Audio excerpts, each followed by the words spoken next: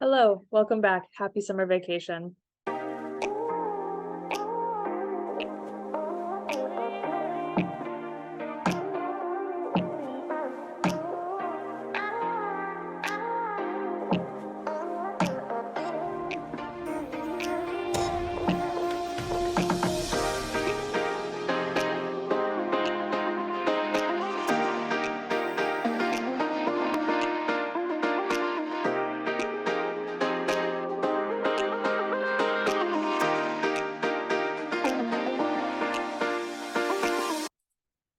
It is supposed to be 34 degrees Celsius today, which is 93 Fahrenheit, I believe. All I know is it's supposed to be insanely hot today, and I am from North Dakota. I do not handle heat well, okay? I am built to survive prairie winters. We don't get prairie winters here in Korea. We get unholy summers. So I am hiding in my apartment today. I've currently got the AC and two fans going. So if you hear background noise, it's probably one of my fans. And I'm hiding in my apartment drinking my Jeju Halabong chiller from McDonald's because I am not leaving this apartment. We hide in here until the sun goes down. But over summer vacation, I've been working on a few things. Number one, grad school. Don't take 3 summer courses. That is my only advice to you. If you decide to get your master's degree, don't do what I did. Don't take 3 summer courses.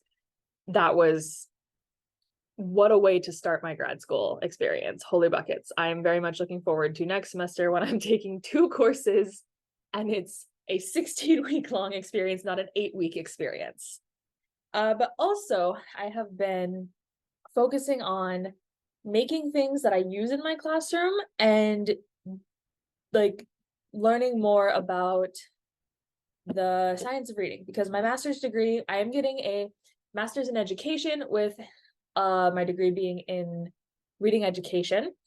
And so I'm doing a lot more research on the science of reading. Now this summer, I'm actually focusing on ELL courses, not science of reading courses, but they're really closely related, especially since I work at a school that has a lot of ELL kids. But so I've been focusing on science of reading stuff, like finding this resources from the Stellar Teacher Company. I love their resources. So we're checking that stuff out. Listening to some podcasts as well. I'm listening to the Stellar Teacher podcast and the Science of Reading podcast. So if you're interested in science of reading stuff, highly recommend checking that out. I am also, when I cannot be bothered to think much anymore, I'm working on cutting things out that need to be laminated when I go back. So these are all like bulletin board headers and things like that. I'm cutting them out so I can laminate them when I go back. I also have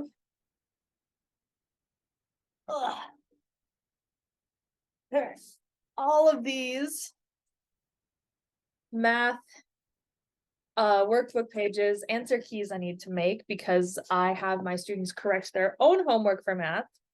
And the answer keys are not very kid friendly that come with this curriculum. So I'm just making my own answer keys, which is fine. It's not like super like brain power heavy. It's just a lot of work that needs to get done. But then the thing that I want to show you is how I am choosing or how I am keeping myself organized when it comes to grades, assignments, and everything like that. Now, I created kind of my prototype. My phone buzzed. I created kind of my prototype last year, used it, tweaked it, and I have a version now that I feel really good about. So now I feel better showing it. Wow, this is very, I'm filming this on Zoom because I don't know how else to like screen record and do, like, I don't know how else to do what I want to do.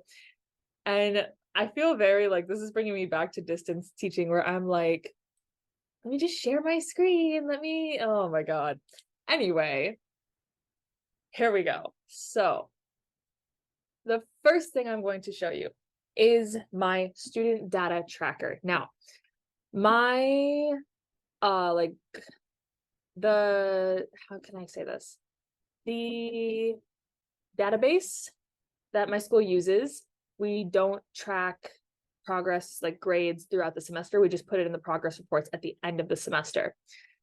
So what that means is I don't have a way built into our system to track grades. I have to do that on my own. Now, my kids get grades for IB stuff, which is approaches to learning and learner profiles. And they get math grades, unit of inquiry grades, and literacy grades. And then those three subjects are broken down. Math gets broken down into 5 different categories. UOI each unit. They get a grade except for how we express ourselves, which I will explain later. And then literacy, they have 4 categories for grades. And then each category, they will get an achievement grade and an effort grade, which I can explain more later as well. This is my monstrous spreadsheet that I finally have tweaked and have how I want it. So the first thing that I appreciate about my spreadsheet, I have it set up so that when I type a student's name in the box, it will appear in all the other boxes.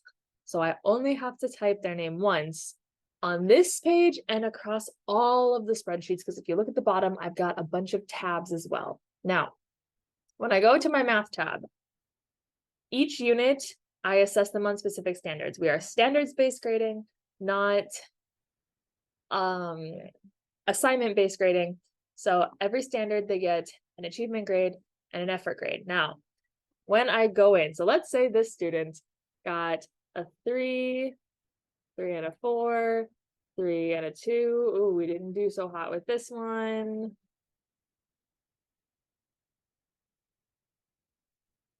All right, so let's say those are their final grades for these standards that we are assessing. If I go back to my overall and I look, I have all of these things linked so that they will automatically average everything up, round it to the nearest whole number, and on top of that, our grade systems are like kind of color coded.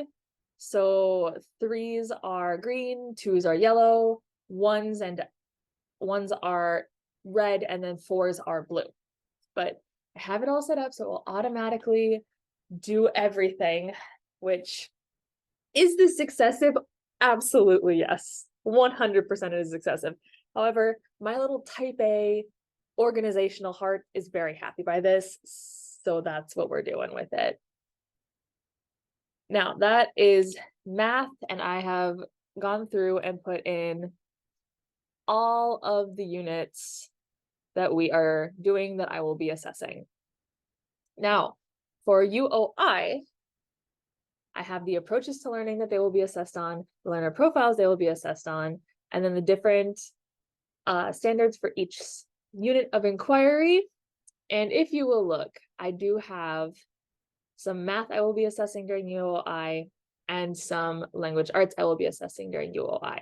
These are also linked to automatically factor into their math grades, which is just, it's gonna be so nice. But remember how I said they don't get a grade for how we express ourselves? I teach grade 5 at an IB school, meaning my kids have to do exhibition, which is a whole like project they do on their own.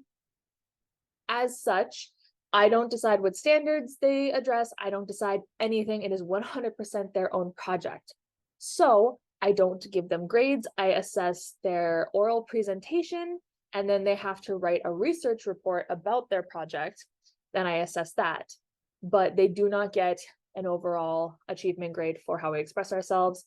They merely get a single effort grade, and then I write a blurb about how they did during the whole exhibition.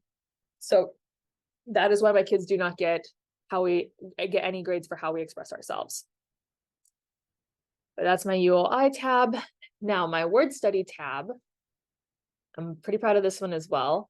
The units for spelling mean absolutely nothing. This is just helping me stay organized with like lining up units with our literacy. However, for achievement and effort, so let's say they get a 4 and then a 3 and then a 3 and a 3.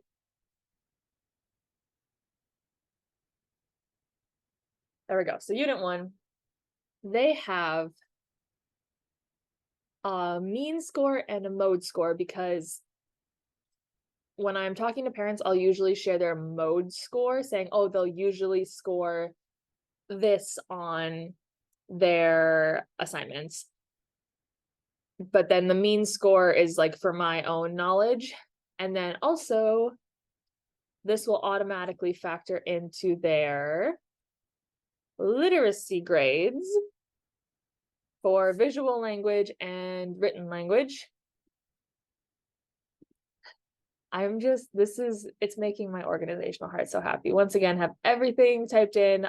Week 36, we technically have 38 weeks of school. However, the first week of school, we don't do any word study. And then the last week of school, we also don't do any word study. So 36 weeks of word study homework, which it's realistically going to be like 34 weeks because I also don't do spelling the weeks we have math testing, because I just think that would be too much. We don't need to do math testing and word study the same week. Now, writing, I already have all of my units and the standards plopped in. Once again, all of this is hyperlinked so that it will automatically figure out their grades. Reading, grammar is a little different. I use the Not So Wimpy Teacher grammar. If you've watched other videos, you've seen me use their stuff. And so this one is different because only the standards that I assess get factored into their grades. However, their effort grade gets factored into their grade every single week. So achievement is only the ones with standards across the top here, but effort is every week. And their achievement is based off of like assignment scores and test scores, but the effort is based off of doing the assignments and turning in homework, which I will explain when I get to my homework tracker. But there's that. And then this is the common assessments that my school does once each semester. I just have that, which realistically, most of my kids have tested out of high frequency words and are not required to do oral assessment. So I just have to worry about words their way and running records. But just in case I have a kid who comes in and has to do those. So that is my data tracker. I'm very excited about it. It took me a long while to get this set up the way I wanted it set up, but now that it is, I'm very happy. It's gonna be so nice. So now for my assignment tracker that I have set up. Yes, thank you, Google. This is, I had one I used last year, and the one I used last year worked fine. This is a complete overhaul of the one that I used last year. It's very different. So I have two sections on my main page. Once again, on this one, everything is set up so that their name will automatically copy over. Now, this daily homework section, my kids have to do 4 things every day. They have to get their planner signed, they have to do their word study homework, they have to do their math facts homework, and they have to do a reading log. Say what you will about assigning homework and requiring homework. My school requires me to assign daily homework. This is the school's policy, not my policy. So no matter what, this is required by my school that I assign this daily homework. So every day I will check and see if my students' planners are signed. Now, week 1. So Monday, I check their planner. Is it signed? Yes. Okay, check the box. Awesome. Sounds good. Oh, didn't sign it on Thursday. There we go. Going back. Oh, they have their planner signed 4 times. So I can keep track of who is getting their planner looked at and signed every single night. Word study. Once again, oh, you did your word study 3 nights this week. I can go back. Everything is set up so it will automatically count it. Math facts, which we use like just a basic math facts website. Oh, you did it twice. And then reading log, they only turn in a reading log once per week. So yep, you turn in your week 1 reading log. Awesome. Now, the reason clearly this formatting is okay, I need to fix that formatting. B2 to AL3. I see what it is. Okay. Let me fix that real quick. That needs to be B3 to AL3. There we go. Okay, problem solved. So the reason I track this is because this all goes into their effort grades. Word study homework influences their word study effort grade, which is then influences their literacy effort grades. Math facts is math effort grades, and then reading log, once again, literacy effort grades. Now, my classroom policy is if you do not turn in your homework 80% of the time, within reason, you will not receive anything higher than an I for your effort grade. I understand things happen. I talk to parents, I talk to students, we can work things out. But if you're just not turning in your homework, you're not going to get a good effort grade. That is my policy. So that is my daily homework tracking stuff, which is going to be much better than what I had last year. Last year was like I did it by month, and it was not going well for me. Now, down here, missing work. This is going to be kind of opposite. So instead of students turning in, instead of like how many times a student has turned stuff in, this is, do you have anything missing? So the way that I track this, let's go to my grammar tab because that one is done. So if you will notice, I have my unit 1 grammar. Let's just focus on this: nouns and adjectives, notes, notebook activity, task cards, and the quiz.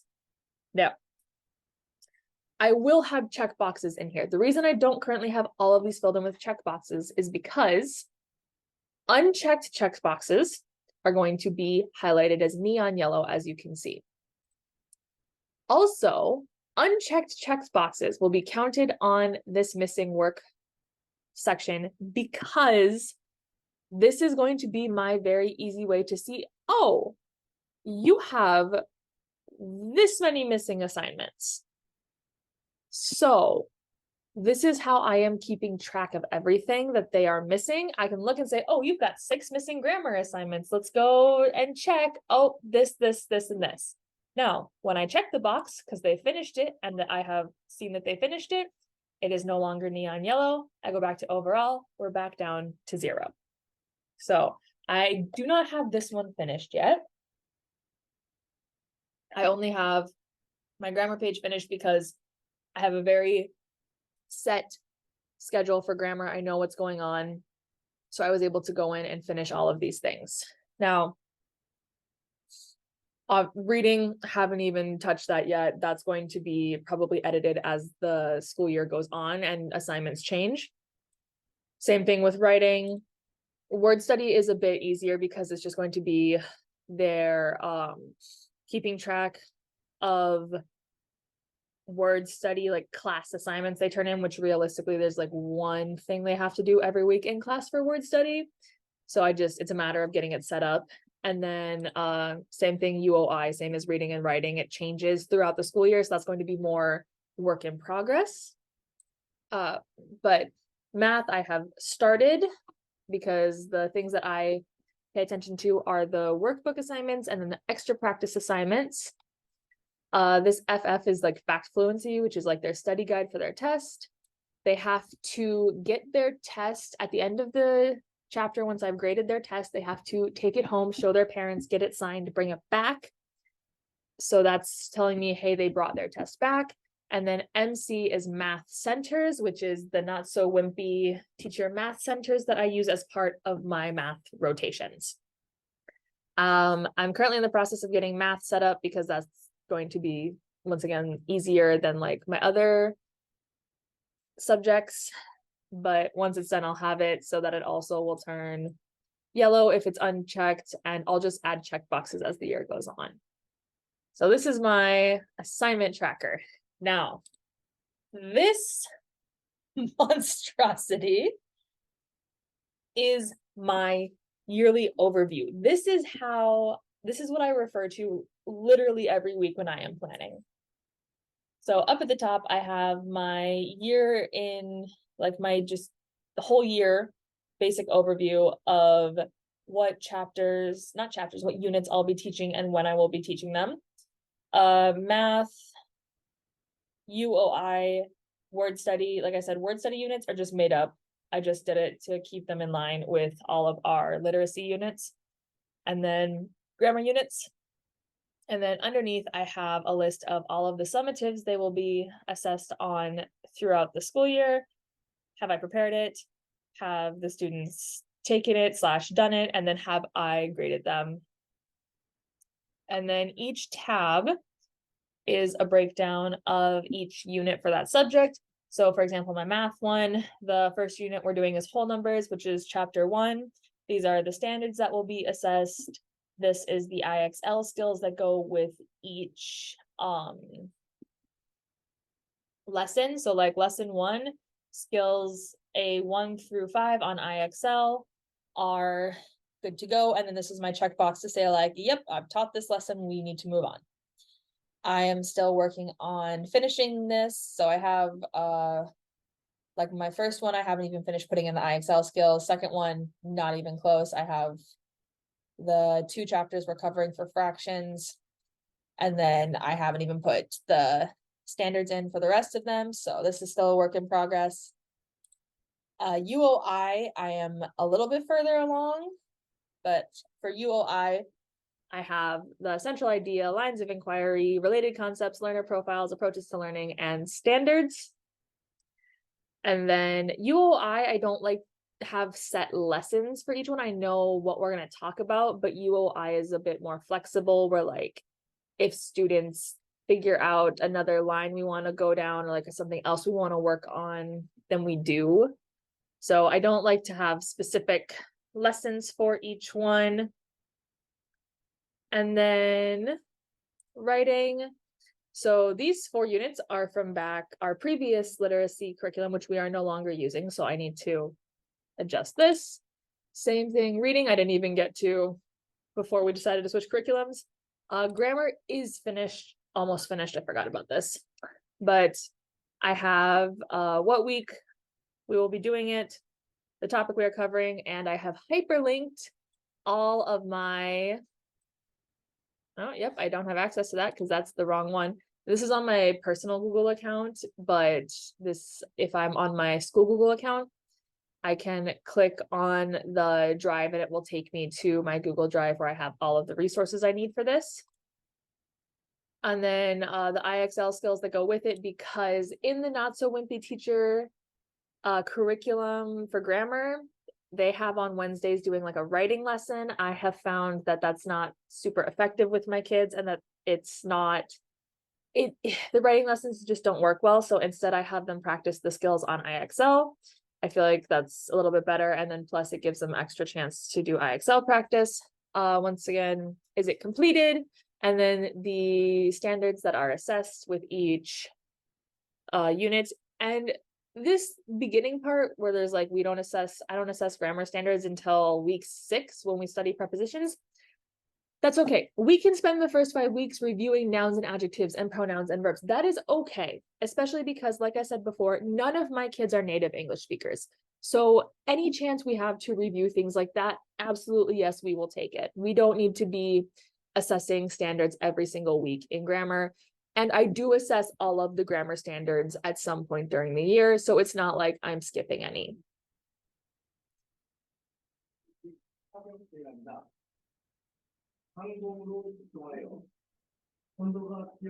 Someone's selling something from their truck.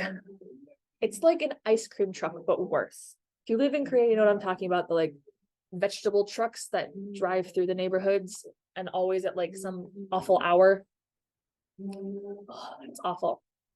Now, the other thing I'm going to show you is my classroom website. So I did this last year and it was one of the best decisions I ever made. Yes, I know there is something outside. We are not going to go outside and see the vegetable truck. Honey is very annoyed at the vegetable truck that woke her up from her sleep. Oh, lay back down. Good job. All right, so my classroom website, this is like a launch pad for my students and my parents. On my website, this is the one for the upcoming school year that I'm still working on editing and adding things to, but this is I copy and pasted like I duplicated the one I used last year and then just changed some things. So first of all, I have the weekly schedule. Once I get my weekly schedule figured out, once I get like my special schedule and things like that, I will post the weekly schedule. And then I also post the monthly lunch menu, because I am not answering the question, what's for lunch today, every single day. Go online. You have a computer, check the website. I also have the air quality and the weather, because once again, we have to worry about air quality in Korea. If the air quality is red or worse, we do not go outside for recess. So the students will go on, and then I have this hyperlinked to the air quality website that we use, and they know how to find the correct station to check and everything like that. And then weather, when it gets colder, we might have some days where it's too cold for them to go outside. So I have them log on to, I think I have AccuWeather linked. And then they know to look at the real field temperature, not the like just temperature. And then these are all hyperlinked to the websites that get used pretty much daily in the classroom. So that is the homepage for my classroom website. Now we have another page that is curriculum and homework, which is where I have their daily homework listed. I have the link to the math thing that they have to do every night, and then their word study menu, which is also at the beginning of the school year. We will take one of these and glue it into the front of their word study notebooks. For curriculum, this is where I put, hi, how are you? What is wrong? Why do you suddenly want my attention? Couldn't care less now that I'm filming though. Now, for this portion of my website, this is where I have the current units that we are working on, so that parents know what's going on. As you can see, I've started putting in the ones for our first unit. Reading and writing have not gotten that far in life yet. And then this is the grading scale that my school uses. So they will get one number grade and one letter grade. The number grade is their assessment grade, and the letter grade is their effort grade. 4 is the best assessment grade, 1 is the lowest assessment grade, and then E is the highest effort grade, and P is the lowest effort grade. So like I said earlier, if they don't turn in their homework at least 80% of the time within reason, then the highest effort grade they will receive in a subject is an I. So I have this listed here on the website just so I can be like, nope, on the website, go check. You can figure this out. Student portfolios, I'm not going to click on because I have student names on that page. That's just a link. All of my students make their own Google website as a digital portfolio to keep track of things they do throughout the year. So student portfolios is just a hyperlink to all of their portfolios, and they can see, like they can look at their friends' portfolios, they can show their parents. So it's just another way to access those. Photo gallery is where I will post photos throughout the week at school every Friday. They get, the parents get a weekly update from me, and one of the parts of that update is a link back to this webpage with the photos posted. Meet your teacher. So this is where they can come in and find, I mean, that's exactly what it sounds like, meet the teacher. Once we have come back from the summer vacation and everyone has written their like little introduction blurbs, I will add the photo and then the introduction blurb on this page. And then lastly is contact. So this is where students or parents can come, and if you click on this, it will automatically open your email.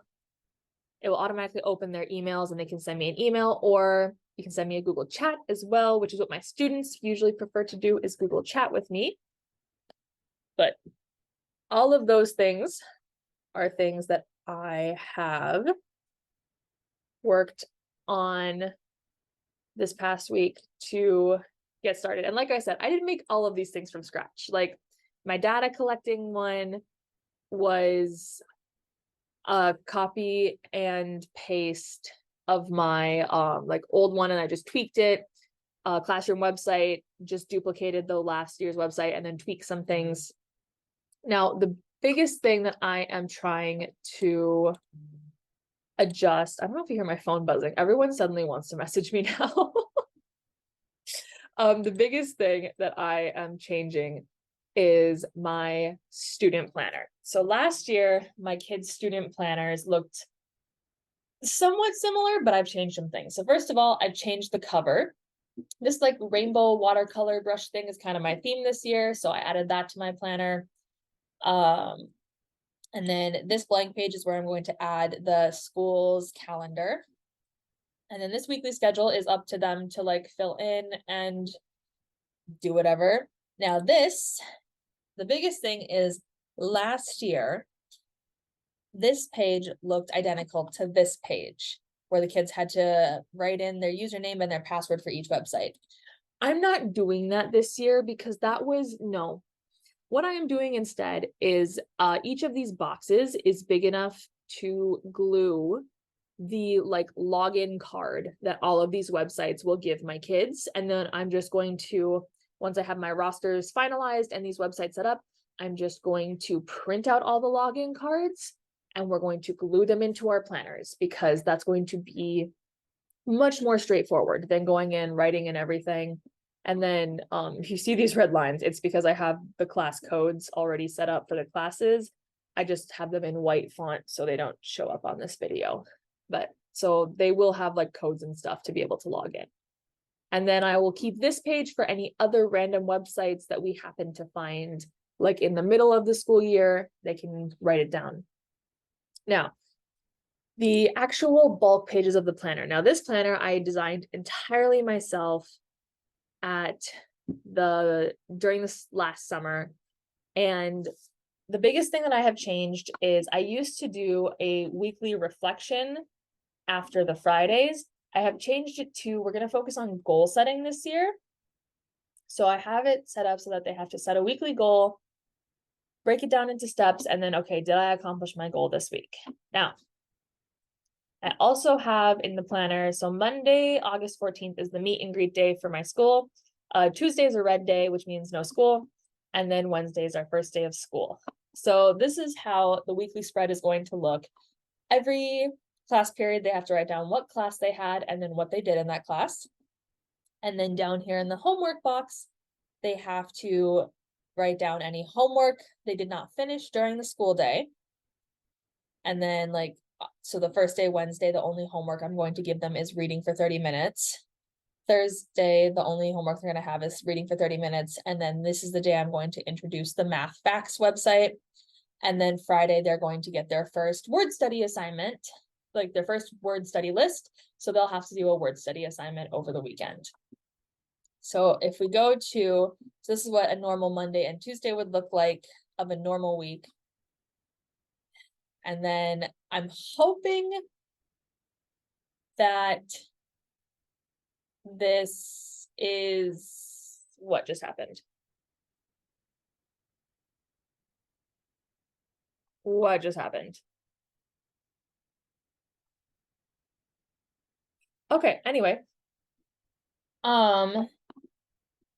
Yeah, so I'm hoping this will be better for teaching them goal setting and for keeping track of things. And then it just, I have already all of the weeks in, and then I have our breaks as well. So like Chuseok, which this year's schedule is gonna be so nice because we get Thursday, Friday off for Chuseok. And then immediately following Monday and Tuesday is Foundation Day holiday, which means we get a 6-day weekend in October. Bless. I am so happy about how the schedule worked out. I'm also quite excited because in 2024, April 10th,